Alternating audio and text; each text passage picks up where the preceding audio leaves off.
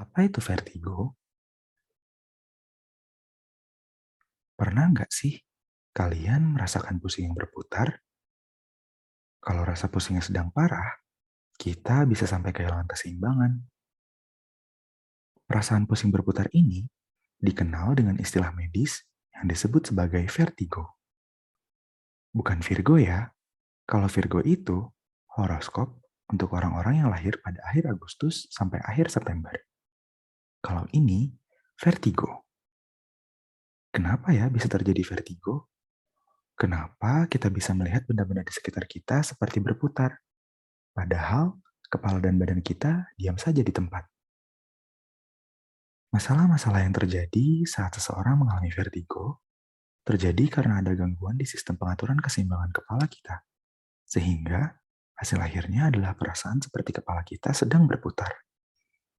Keseimbangan tubuh pada dasarnya diatur oleh serabat saraf pada tubuh kita, dengan cara memberikan informasi ke otak tentang posisi dari bagian-bagian tubuh kita. Pengaturan keseimbangan kepala dibantu juga oleh telinga bagian dalam. Telinga bagian dalam ini berperan untuk mengatur keseimbangan dengan menangkap informasi tentang posisi kepala yang dilanjutkan ke bagian batang otak dan otak kecil. Bagian telinga yang dimaksud adalah bagian yang ada di sekitar rumah siput yang terlihat seperti 3 cincin yang saling terhubung. Masing-masing dalam cincin ini bisa kita bayangkan sebagai selang, yang di dalamnya terdapat cairan dengan bagian tengah yang berisi kantung kecil. Kantung kecil ini berisi semacam gel yang di dalamnya ada kerikil-kerikil super kecil dan pada bagian bawahnya ada juga rambut-rambut super kecil. Kerikil-kerikil dalam gel ini akan bergerak seiring dengan pergerakan tubuh yang tertarik karena gravitasi. Pada saat kerikil bergerak, rambut-rambut super kecil yang tadi juga ikutan bergerak. Dan nantinya, info dari pergerakan tersebut akan disampaikan ke batang otak, dan batang otak akan melanjutkan informasinya sampai ke otak. Kemudian, jika ternyata posisi kepala tidak sesuai, seperti misalnya agak miring atau tidak seimbang, otak kemudian akan ngasih informasi balik ke otot-otot leher yang lain supaya bisa menyesuaikan posisi kepala jadi seimbang dan lurus lagi. Pada orang-orang yang kena vertigo, masalahnya bisa muncul pada bagian otak, bagian alat keseimbangan di telinga dalam, atau juga di saraf yang menghubungkan antara telinga dalam dengan otak.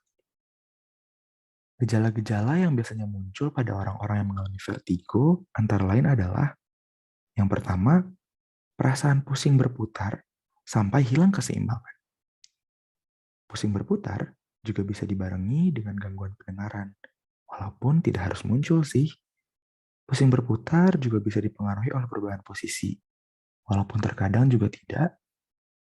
Kemudian, perasaan pusing berputar juga bisa terjadi hanya satu kali ataupun berulang-ulang. Secara umum, pasien vertigo disarankan untuk memeriksakan diri ke dokter supaya penyebab utama dari vertigonya dapat dipastikan dan juga dapat diobati secara tepat. Soalnya, kalau vertigo ini dibiarkan, nanti pasti akan sulit untuk beraktivitas. Untuk berdiri saja bisa terasa oleng dan kehilangan keseimbangan. Bagaimana kalau harus melaksanakan aktivitas? Pada saat serangan vertigo, kan mungkin agak susah untuk langsung pergi ke dokter. Nah, ada beberapa cara yang bisa kita lakukan untuk membantu meringankan gejala sebelum kita ke dokter. Yang pertama, berbaringlah di ruangan yang tenang dan gelap supaya perasaan berputarnya sedikit berkurang.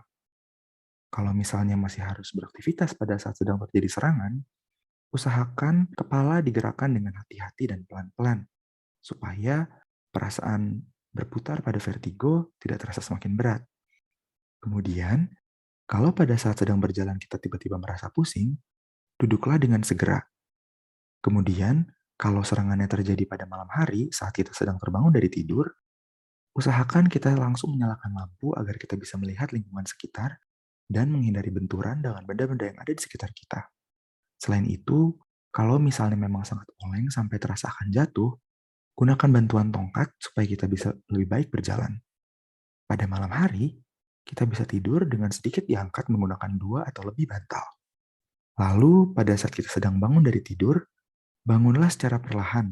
Duduk sebentar dulu di kasur, baru berdiri, supaya perubahan posisi kepala tidak terjadi terlalu drastis. Usahakan juga untuk tetap rileks dan tenang pada saat sedang terjadi serangan. Kalau kita cemas dan panik, nanti serangan vertigonya dapat bertambah parah. Selain itu, ada juga hal-hal yang perlu kita hindari pada saat sedang terjadi serangan. Yang pertama, hindari menundukkan kepala atau membungkuk untuk mengambil barang di lantai.